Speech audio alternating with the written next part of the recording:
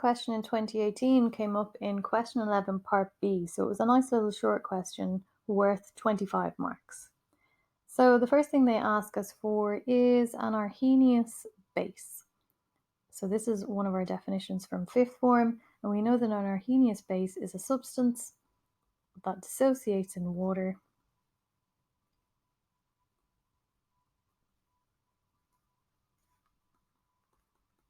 to produce hydroxide ions.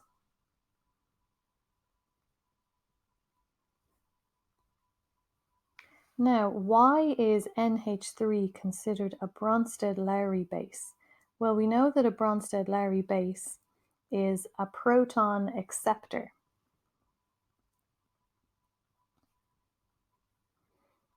So why would we consider NH3 a proton or a Bronsted-Lowry base or a proton acceptor? Well, we know that it can accept a proton to produce the ammonium ion. So the answer to that is that it is a proton acceptor, and if you wanted to show off a little bit, you could give a little equation just demonstrating the fact that it can accept a proton.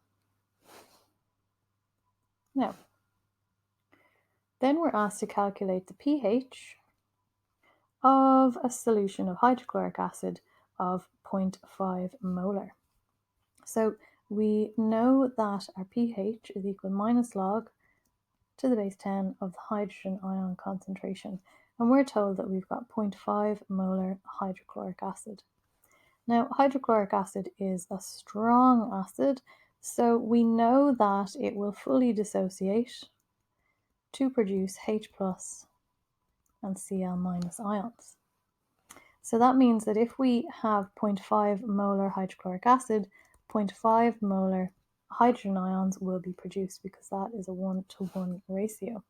So now to calculate the pH of that solution, pH is equal to minus the log base 10 of 0.5, which will leave us with a pH of 0.3. Then we are asked to calculate the pH of a solution of ethanoic acid. And ethanoic acid is a weak acid, so they give us this dissociation constant. So in order to calculate the hydrogen ion concentration of ethanoic acid, which is CH3COOH, we know that it is 0.5 molar. So we're going to use this pH equation, but we first of all have to calculate the hydrogen ion concentration of this acid. So it's a weak acid, so we know it only partially dissociates. So this Ka, this dissociation constant, will tell us, give us an idea of how much it dissociates, so therefore how many hydrogen ions are there. And of course, it's also dependent on the molarity of that solution. So we are told that the Ka is 1.8 by 10 to the minus 5. We know that the molarity is 0.5. So that will give us a hydrogen ion concentration of 9 by 10 to the minus 6 moles per litre. Now when we put that into our pH solution, we've got minus log to the base 10 of 9 by 10 to the minus 6, and that's going to give us a pH of 2.52. Finally then, we're given this pH curve, and we are asked which of the two acid solutions was neutralized. So we've got HCl, which has a pH of 0.3, and we've got ethanoic acid, which has a pH of 2.52.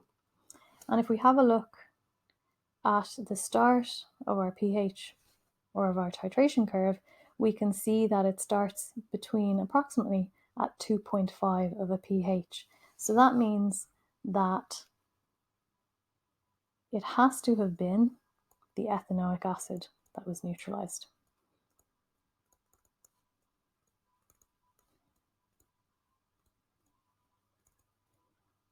Okay, now they ask for two pieces of evidence from the pH curve that supports that answer. Well, we know that it starts at 2.52.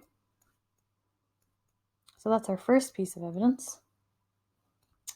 The second piece of evidence then is because we've got a weak acid being neutralized by a strong base, we know that this steep part of our graph is going to start around 7, and the majority of the steep part of that graph is going to be above 7. So another piece of evidence is the steep part of our graph is mostly above 7.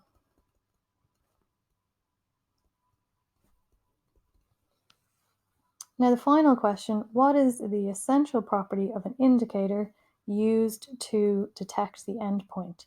So we need to make sure that the color change of our indicator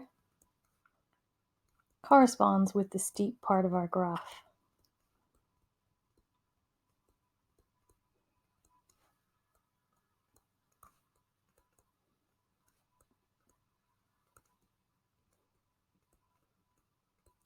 Okay, so they don't ask us this, but in actual fact, the indicator that we would use would be phenolphthalein, because that has a range, okay, I won't write the whole name, that has a range between 8 and 10, so it's going to change colour at the right moment to indicate neutralization.